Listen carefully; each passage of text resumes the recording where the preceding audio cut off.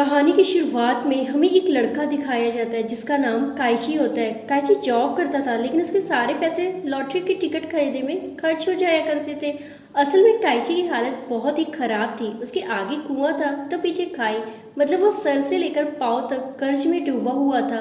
और एक दिन काइची यूं ही टहल रहा होता है तभी कुछ लोग आते और काइची को दबोच लेते। असल में ये कर्जदार द लैंडोरो के बॉस थे। इंडो काइची को बताते हैं कि तुम्हारे एक दोस्त ने हमसे लोन लिया था और अब वो फरार है, लेकिन तुमने अपने इस दोस्त के लिए गारंटी दी थी, तो अब जो लोन का पैसा है वो हम तुमसे ही वसूल लेंगे। ब्याज लगा के अब ये अमाउंट हो चुका है करीब 20 लाख येन।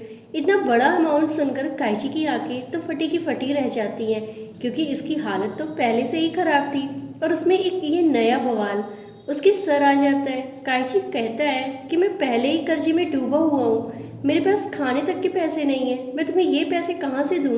लेकिन इंडो को तो पैसे वसूलने थे, इसलिए वो काइची को एक गैम्बलिंग शिप के बारे में बताती है और कहती है अगर तुम वहाँ पर जीत जाते हो तो तुम्हारा सारा कर्जा देखो माफ कर दिया जाएगा। और ये सुनकर काइची को लगा चलो कुछ तो रास्ता मिला, इसलिए वो बिना ज्यादा सोचे विचारे शाम होते ही उस शिप पर चढ़ जाता है। और यहाँ पर एक सूट बूट वाला आदमी काइची को एक रूम में ले जाता है जहाँ पहले से ही बहुत सारे लोग मौजूद थे। असल में ये सभी काइची की तरह कर्ज में डूबे हुए थे और यहाँ पर अपनी किस्मत का चरखा घुमाने के लिए आए हुए थे। लेकिन इस बात को कोई भी नहीं जानता था कि यहाँ पे हारने के बाद मौत से भी बदतर सजा दी जाती है। और फिर सीन आगे बढ़ता है और प्रोग्राम का होस्ट टोनी कावा वहाँ पर आ जाता है और सभी को गेम समझा देता है। और जिसके बाद इन सभी को 3 स्टार, जिनमें एक की कीमत 1 मिलियन थी, और साथ ही एक लिफाफा दिया जाता है जिसमें 12 पत्ते यानी कि कार्ड थे। और इन लोगों को खेलना था रॉक पेपर सीजर, जिसके सिंबल कार्ड पर प्रिंट थे। और अब टास्क ये था कि 30 मिनट के अंदर 12 के 12 कार्ड को यूज करना था और जिसके पास 3 से कम स्टार बचेंगे वो हार जाएगा। तो वही गेम शुरू होता है और जब सब अपने लिए ओपन ढूंढ रहे होते हैं तो फुनाई नाम का एक आदमी काइची के पास आता है और कहता है कि हमें 3 स्टार्स पर विनर मान लिया जाए, तो क्यों ना हम मिलकर के खेलें और हर कार्ड ड्रॉ करके अपने तीनों स्टार बचा कर रखें और जीत कर चले जाएं। काइची को ये प्लान थोड़ा सही लगता है। अब दोनों खेलना शुरू कर देते हैं, लेकिन कुछ चालें ड्रॉ करने के बाद फुनाई चीटिंग करता है और फ्रॉड करके काइची के 2 स्टार हड़प लेता है। अब काइची के पास सिर्फ 1 स्टार ही बचता हुआ है और ये देख करके काइची को गुस्सा आ जाता है और वो एक मुक्का फुनाई के मुंह पे दे देता है और जिससे उसका थोड़ा सा खून उसके आखिरी बचे हुए कार्ड पर गिरता है। और यहाँ फुनाई सबको बता देता है कि काइची के पास एक आखिरी पत्ता सीजर बचा हुआ है और कोई भी उसे हरा सकता है। और जिसके बाद काइची भी सबको बता देता है कि फुनाई के पास रॉक कार्ड बचा हुआ है, यानी अब सबको इनके पत्तों का पता चल चुका था। और देखते ही देखते वहां पे हंगामा शुरू हो जाता है और तभी फुनाई कहता है कि हम सब अपने पत्तों को मिलकर के दोबारा से डिस्ट्रीब्यूट करेंगे और सब उसकी बात से एग्री भी हो जाते हैं और उसे अपने पत्ते दे देते हैं। और इधर काइची को एक घायल आदमी मिलता है जिसका नाम था हेचा। काइची हेजा से कहता है कि अगर वो उसके साथ टीम बना ले तो वो उन दोनों को जिता सकता है। हेजा काइची पर विश्वास करता है और ये दोनों भी फुनाई को कार्ड दे देते हैं, लेकिन फुनाई फिर से चीटिंग करते हुए काइची को उसी का कार्ड जिस पर खून लगा हुआ था वो उसे दे देता है और अपने पास ही रख लेता है ताकि वो जीत सके। तो फुनाई फिर से काइची के पास आता है और उसके साथ खेलने को कहता है। काइची कहता है ठीक है, लेकिन तुम्हें अपने तीनों स्टार्स दाव पर लगाने पड़ेंगे, बदले में मैं और छेचा अपने तीनों स्टार्स दाव पर लगाएंगे। फुनाई इस बात को सुन करके राजी हो जाता है और दोनों अपने कार्ड रखते हैं। फुनाई को लगता है कि वो जीत गया, लेकिन तभी काइची अपना कार्ड पलटता है और जो पेपर होता है, यानी अब फुनाई काइची से हार चुका था। और ऐसा इसलिए हुआ क्योंकि काइची ने हैजा से अपना कार्ड बदल लिया था, क्योंकि वो जानता था कि फुनाई चीटिंग करेगा। और इसके बाद काइची और हेजा जीत चुके थे, लेकिन हैजा देखता है कि उसकी जेब में एक और कार्ड रखा हुआ है, यानी वो हार चुका है। और तभी सूट बूट वाले आदमी हैजा को ले जाने लगते हैं, लेकिन काइची को उसके लिए बुरा लगता है और इसलिए वो कहता है कि शुरुआत में हम साथ में खेले थे, साथ में जीते थे, अब अगर तुम हार रहे हो तो ये हार मेरी भी हुई। तो यहाँ पर ये साफ था कि काइची भी हेजा के साथ उस अंधेरे वाले कमरे में जाने को तैयार था। और यहाँ पर सबसे पहले तो उनके हाथों में एक चीज पंच की जाती है और उसके बाद ऊपर कंपनी की सील लगा दी जाती है और इसके बाद काइची और दूसरे लोगों को एक अंडरग्राउंड में ले जाया जाता है जहां अब ये लोग मजदूरी करने वाले थे और जी हाँ, हारने वाले को यहाँ पर मजदूरी करनी थी। फिर हम आगे देखते हैं कि यहाँ इन लोगों को जिन्होंने मजदूरी करने के लिए दिन को 150 रुपए के हिसाब से महीने पर सैलरी दी जाती है, जिसे ये सब बियर में उड़ा देते हैं और ये इनके साथ काफी बड़ा सुलूक भी होता है। और तो और बीमार होने पर इलाज के लिए इन्हें अपनी जेब से ही पैसे देने होते थे, और जबकि पैसे सैलरी मिलने वाले दिन ही ये लोग उड़ा दिया करते थे, क्योंकि सैलरी के दिन ही कैंटीन खुलती थी। तो ये सब शराब पीकर उन पैसों को खत्म कर देते थे। और ये देखकर काइची को समझ में आ चुका था कि चाहे वो पैसे बचाए या ना बचाए, लेकिन यहाँ से जिंदा जाना उसके लिए पॉसिबल नहीं है, क्योंकि उन्हें यहाँ पर 14 साल तक रखा जाएगा। और इसी बीच कम खाने पीने और ज़्यादा मजदूरी के अलावा जहरीली गैस आ जाने की वजह से उन्हें बीमार होना ही है। और तभी एक डॉक्टर आते हैं और जो काइची को बताता है कि अगर यहाँ से बाहर निकलना चाहते हो तो ब्रेव मैन रोड का सहारा लो, जो कि एक तरह का गेम है।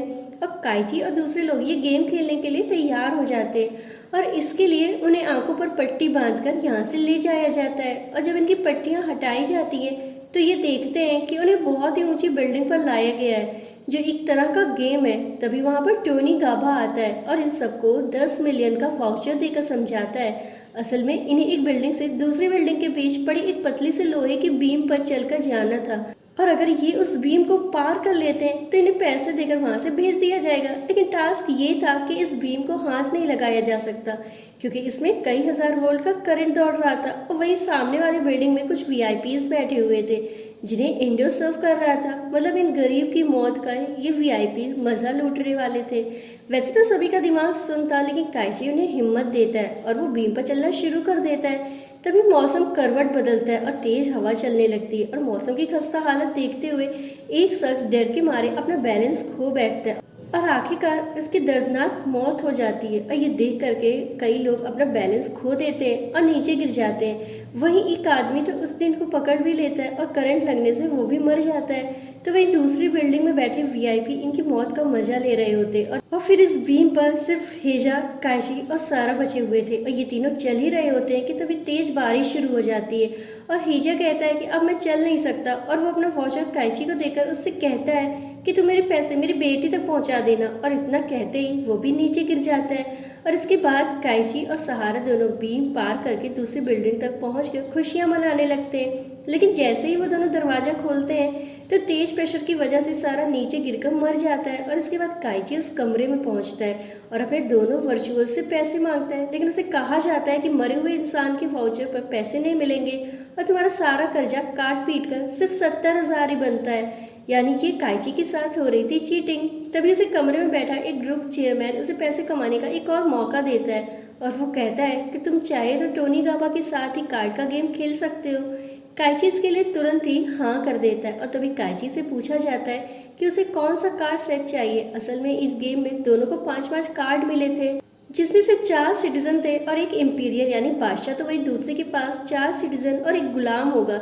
गुलाम वाला पहले चाल चलेगा। रूल्स इस तरह थे कि सिटीजन ड्रॉ बादशाह सिटीजन को हरा सकता है, जबकि सिटीजन गुलाम को भी हरा सकता है, लेकिन गुलाम जो सब पर भारी है वो बादशाह को हरा सकता है। और जो गुलाम वाला सेट लेता है उसे दांव पर लगाए गए पैसे का 10 गुना मिलेगा। इसलिए काइची गुलाम वाला सेट लेता है और इसके बाद गेम शुरू हो जाता है। और पहले दोनों चैलेंज ड्रॉ हो जाते हैं क्योंकि दोनों सिटीजन वाले कार्ड रखे थे। लेकिन तीसरी चाल पर काइची चलता है। यहाँ गाबा को पहले से ही पता चल जाता है और वो काइची को हरा देता है। और इधर काइची के दिमाग के तार हिल चुके थे। उसे समझ नहीं आ रहा था कि टोनी को कैसे पता चला कि इस बार टोनी कहता है कि उसे लोगों के चेहरे पढ़ने आते हैं और वो चेहरा देखकर ही समझ जाता है कि किसने कौन सी चाल चली है। और इससे पहले काइची को वापस इस अंडरग्राउंड में ले जाया जाता, चेयरमैन टोनी को जोर से अपनी छड़ी से मारता है और कहता है कि मजा नहीं आया। चेयरमैन तुरंत इंडो से काइची को 4 मिलियन का लोन दिलवाता है और मैच दोबारा शुरू होता है। लेकिन दोबारा काइची फिर से हारता है और जब सूट बूट वाले दोबारा काइची को रिमांड पे ले जाने लगते हैं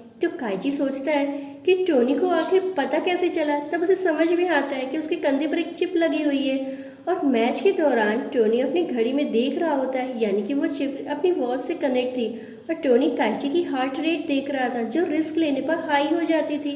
अब काइची समझ चुका था, इसलिए वो इंडो से कहता है कि वो उसे 50 मिलियन का लोन दे।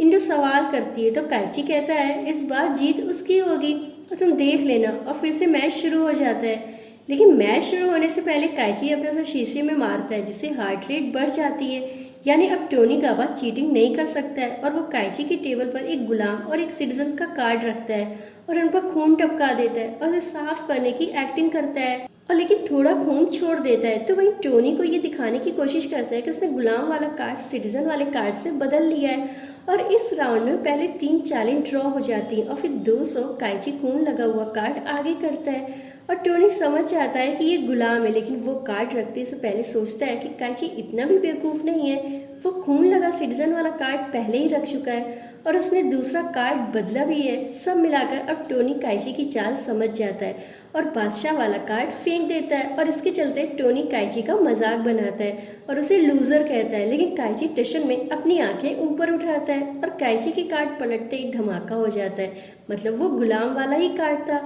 और जिस वजह से टोनी को मजदूरी करने के लिए जाना पड़ता है और असल में काइची ने कभी कार्ड बदला ही नहीं था। और इस तरह काइची दाव पर लगाए गए पैसे से 10 गुना ज़्यादा यानी कि 500 मिलियन उठाकर इंडो के साथ वहाँ से निकल जाता है और दोनों पार्टी करने लग जाते हैं। और यहाँ काइची ने इंडो को 300 मिलियन दिए थे, लेकिन जैसे ही काइची बियर पीता है वो बेहोश हो जाता है क्योंकि इंडो ने उसकी ड्रिंक में बेहोशी की दवा मिला दी थी। और जब काइची को होश आता है तो उसकी जेब में एक चिट्ठी रखी हुई होती है और जिस पर लिखा हुआ होता है कि तुमने मुझसे जो कर्ज लिया था उसका हर 10 मिनट में 30% था और इस हिसाब से उसका सिर्फ 28 लाख निकलता है जो उसके लिए छोड़ दिया गया है। और फिर सीन शिफ्ट होता है और हिजा की बेटी पर जो गैम्बलिंग बार में काम करती थी उसके लिए एक पार्सल आता है जिसमें कुछ पैसे थे। यानी काइची ने हिजा को लिए जो वादा किया था उसकी बेटी के लिए वो बेटी के पास पैसे पहुंचा देता है, लेकिन अब उसके पास कुछ भी नहीं बचता। पर एक बात अच्छी थी कि अब उसके पास कोई भी कर्जा नहीं था, यानी कि खाली हाथ वो गया था और खाली हाथ ही आ गया। तो ये थी काइची की कहानी। आपको वीडियो कैसी लगी हमें कमेंट करके ज़रूर बताना। मिलते हैं अगली वीडियो में। Thanks for watching.